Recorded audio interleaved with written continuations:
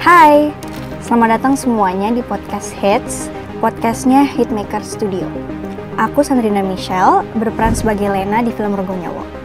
Hari ini aku mau bawain 2 cerita horor tentang kos-kosan angker yang sudah dipilih oleh tim Hitmaker dari teman-teman yang udah berbagi cerita melalui email.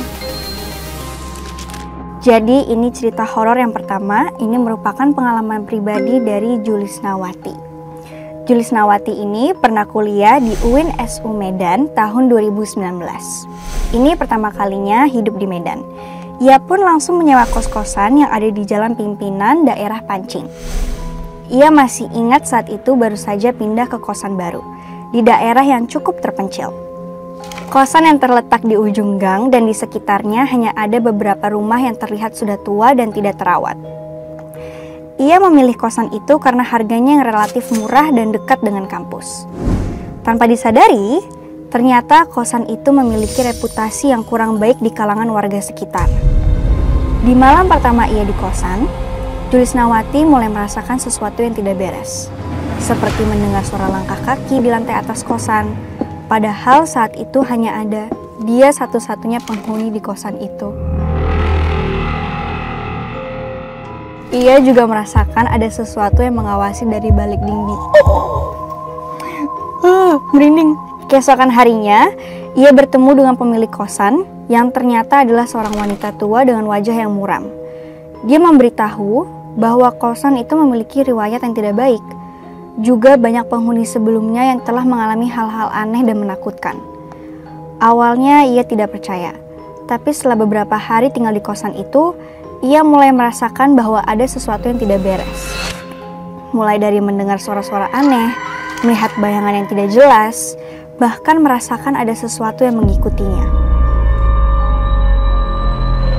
Di malam berikutnya, Julisnawati tidak bisa tidur karena terus merasakan adanya sesuatu yang mengancam dirinya. Ia pun memutuskan untuk pindah dari kosan itu karena tidak bisa menahan rasa takut. Setelah aku pindah, aku mendengar bahwa kosan itu telah dikosongkan dan tidak pernah dihuni lagi. Aku tidak tahu apa yang sebenarnya terjadi di kosan itu, tapi aku yakin bahwa ada sesuatu yang tidak beres dan tidak dapat dijelaskan secara logis. Aku gak bisa ngebayangin jadi Julisnawati sih. Apalagi aku yang sendiri di kosan itu kayak, enggak. Kali ini kita lanjut ke cerita horor yang kedua. Cerita horor yang kedua ini dari seseorang berinisial M, karena tidak mau disebut namanya. Ini terjadi beberapa minggu lalu, di mana kedua adiknya tinggal di kos inisial A, di daerah Cibubur. Saat 2-3 bulan pertama masuk, mereka betah-betah aja. Tapi masuk bulan keempat, mulai ada kejadian aneh.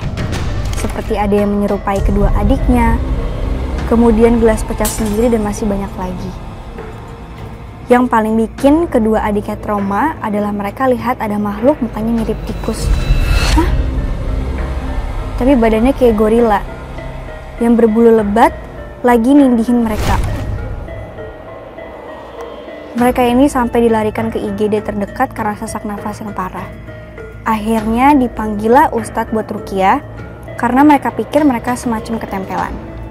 Ternyata beliau bilang kalau kedua adiknya ini lagi mau ditumbalin di kosan itu oleh bapak dan ibu kosnya. Alasannya karena mereka lahir di bulan yang sama dengan kriteria perjanjian dengan si setan itu. Akhirnya mereka ini pindah kos, tapi ceritanya gak berakhir di situ. Si anak dari ibu dan bapak kos ini ngelabrak kedua adik si M, karena ibu bapaknya meninggal akibat ritual tumbalnya gak berhasil ngenain adiknya. Alhasil bumerang deh, itu kutukannya ke mereka. Perkara ini sampai heboh dan semua orang yang tinggal di dekat kos baru adiknya tahu. Akhirnya kedua adiknya mutusin buat tinggal di rumah aja.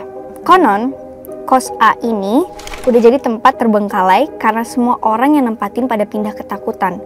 Dan si anak semenjak ibu bapaknya meninggal, dia pindah ke luar negeri. Ini serem banget sih, ini yang paling serem deh kayaknya.